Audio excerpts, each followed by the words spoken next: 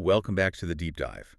Today, we are going to do something that, well, it might feel a little cruel. Oh. We're going to ruin the magic of the beauty industry for you. But, in the best possible way. I think I know where this is going. You know the drill? You're scrolling Instagram or TikTok. It's a Tuesday night. You see the perfect shelfie. A shelfie, Yeah. yes. A staple of modern culture. Exactly. The color-coordinated serums, the minimalist moisturizers, everything lined up in a bathroom that looks, cleaner than an operating room. It looks so effortless. Well, it is designed to look effortless. That's the entire point of the aesthetic. It sells a lifestyle, right? Yeah. Of ease and perfection. Well, today, we are taking a sledgehammer to that illusion. We're looking at what actually happens behind the scenes to get that lipstick or that cream onto that shelf. And it's not so glamorous. Not at all. In fact, according to our source for today, the reality is more like trying to solve a Rubik's Cube blindfolded. Which is a terrifying image if you're a business owner with your life savings on the line. Right? So we're diving into an article titled, Your Secret Sauce for Private Label Cosmetic Success. It's by Laurent Fabian, who's the founder of a company called Ingredientsage. And this is basically a look under the hood of how modern beauty brands get built. Exactly. And I think we should set the stakes here immediately. Our mission for this deep dive isn't to talk about, which shade of red is trending for fall. Or why hyaluronic acid is suddenly everywhere. Right. We're looking at the engine room. We are analyzing the really complex logistics of private label manufacturing. We want to understand how a brand goes from just a vision to a physical thing you can hold. Without losing their mind or their money. Precisely. I'm actually really excited about this because I think we all have that friend, or maybe we are that friend, who says, I should start a skincare line. Mm-hmm. We look at these cult favorite products and think, how hard can it be? It's just lotion in a bottle, right? And the answer, as we're about to find out, is incredibly hard. But what's fascinating here is that the author Fabian argues the whole landscape has fundamentally changed. The old rules just don't apply anymore. So if you try to build the brand today, the way people did it, say, 10 years ago. You will fail. It's that simple. Okay, so let's unpack that old way first. Because when I hear private label, I admit I have a very specific image in my head. Generic store brand stuff. Yes. The white bottle that just says moisturizer in a boring font. It's basically the same soap that's in 5 other brands' bottles, just with a different sticker. And historically, you're spot on. That was the white label model. A manufacturer makes this massive vat of generic lotion. Thousands of gallons. Thousands. And then 10 different companies come along, buy a slice of it, slap their logo on, and call it a day. It was a volume game.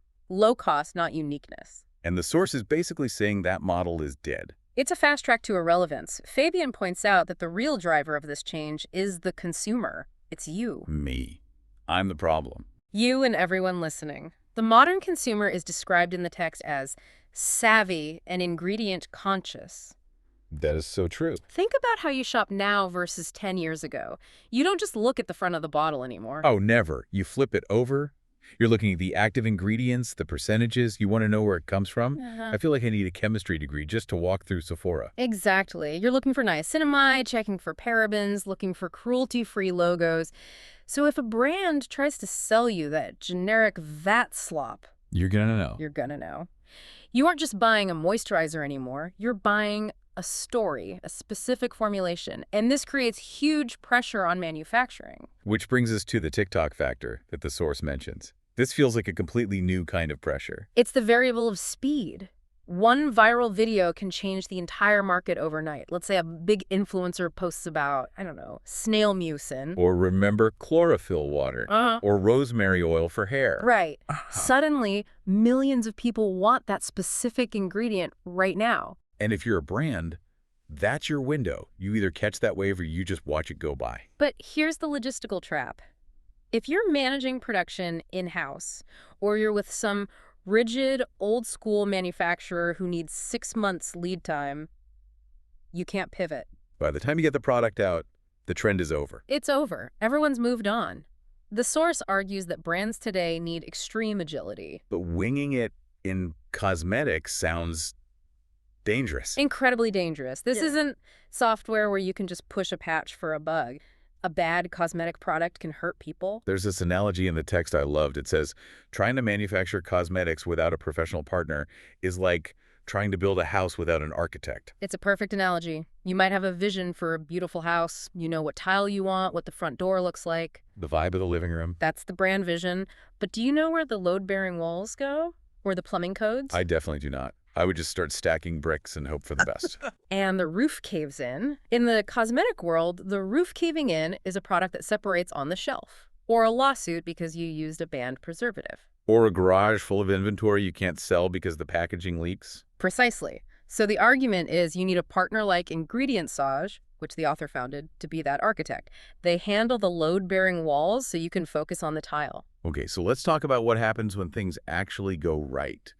Because the article brings up this really counterintuitive point about success. You have a best-selling vitamin C serum, the roof is staying up. The logical next step is to grow, right? And this is where we entered the trap of stay-you expansion. Say stock keeping unit, basically adding more products to your lineup. Right.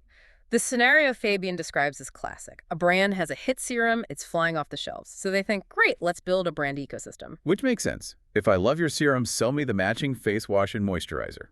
From a marketing perspective, it's brilliant. But from a manufacturing perspective, the source calls it a potential nightmare. A nightmare? Why? If I can make a serum, why can't I make a cleanser? It's all just liquid in a bottle. Not at all.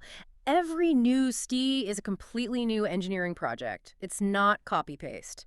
A cleanser has a totally different chemical formulation. It has surfactants, a different viscosity. So it behaves differently in the machines. Completely differently. It needs different packaging, maybe a pump instead of a dropper, and crucially, different regulatory requirements. So you're essentially starting from scratch every single time. You are. And the financial risk, which the source really emphasizes, is massive. You have to invest in formulation, design, testing, raw ingredients, all before you sell a single unit. So it's not just a sorry we're late email to your customer list. No. It's sunk cost. You have capital tied up in a cleanser that isn't moving because the pump failed testing. You could literally grow yourself into bankruptcy. That's where the architect comes back in. Companies like Ingredientsage, they position themselves as providing that existing infrastructure. It's about lowering the barrier to complexity. They let a brand have a multi-step routine without the brand owner needing to be a master of global supply chain logistics. Okay, but the nightmare doesn't stop there. We have to talk about where these products are sold. The omni-channel headache. This is a huge one. Omni-channel just means selling everywhere at once. Right. The quote is, you can't put all your eggs in one basket. So successful brands are on their own website, they're on Amazon, they're in Sephora. And to the average person, that just sounds like selling more. A good problem to have.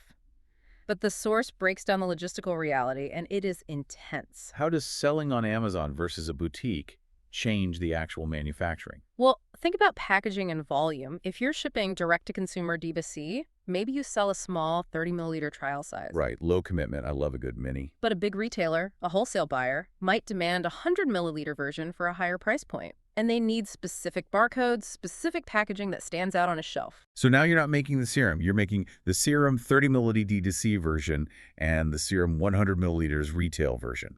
Exactly. 2 different production runs, different packaging.